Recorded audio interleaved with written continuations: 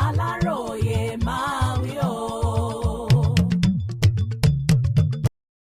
ẹgbẹ́ APC ìpínlẹ̀ Ògùn pawọ́pọ̀ fa Yayi kalẹ̀ fúnpò gómìnà ìpínlẹ̀ Ògùn ọmọọba Dàpọ̀ Abíọ́dún àti àwọn ọmọ ẹgbẹ́ òṣèlú All Progressives Congress APC nípìnlẹ̀ náà ti fi ìgbánú kan ṣoṣo ṣe ọ̀já lórí ẹni tí ẹgbẹ́ wọn yóò pawọ́pọ̀ ṣàtìlẹ́yìn fún láti bọ́ sípò gómìnà ìpínlẹ̀ náà lásìkò ètò ìdìbò 2027 tó wọlé dé tán yìí. Wọ́n ti kéde sẹ́nẹ́tọ̀ Solomon Ọlámilékan Adéọlá tí ọ̀pọ̀ èèyàn mọ̀ sí Yayi gẹ́gẹ́ bí olùdíje tí ẹgbẹ́ fẹnukò lé lórí. Ìkéde yìí wáyé níbi ìpàdé àkànṣe kan tí àwọn àgbààgbà ẹgbẹ́ àti àwọn alẹ́nulọ́rọ̀ nínú ẹgbẹ́ òṣèlú APC nípìnlẹ̀ Ògùn ṣe lọ́jọ́ Ajé Monday ọjọ́ 13 oṣù kẹrin ọdún 2026 yìí.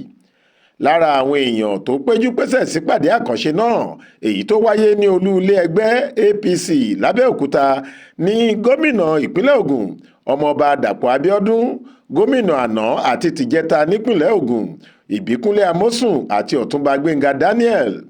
Àwọn míì ní sẹ́nitọ́ Ìyábọ̀ Ọbásanjọ́, ọ̀nàrẹ́bù Gbóyèga Nasiru Isiaka tó ń ṣojú àwọn èèyàn ẹkùn ìdìbò Ìmẹ̀kọ Àfọ̀n lọ́wọ́lọ́wọ́, sẹ́nitọ́ Ọlámilékan Adéọlá àti àwọn olóyè ẹgbẹ́ APC gbogbo. Alága ẹgbẹ́ ọ̀hún nípìnlẹ̀ Ògùn alàgbà Yẹmí Sànúsí ló darí ìpàdé náà.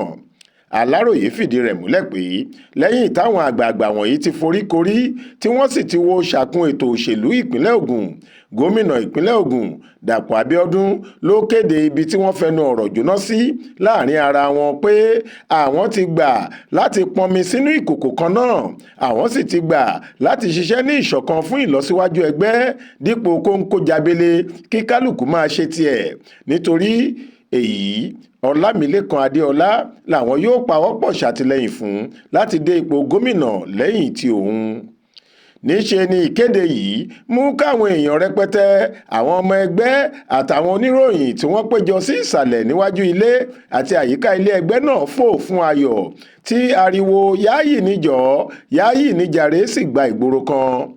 Lẹ́yìn ìkéde ọ̀hún, Yayi sọ̀rọ̀ ìdùnnú àti ìdúpẹ́ láti fi ìmọrírì rẹ̀ hàn.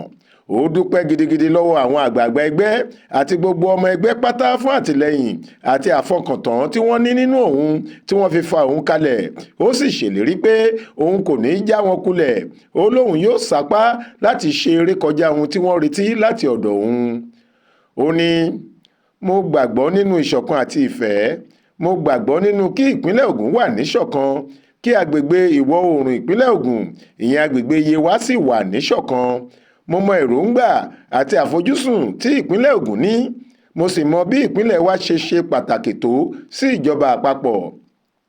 Àjọ máa ṣe ni, sì dé ilẹ̀ ìlérí tí kò jìnnà mọ́ yìí.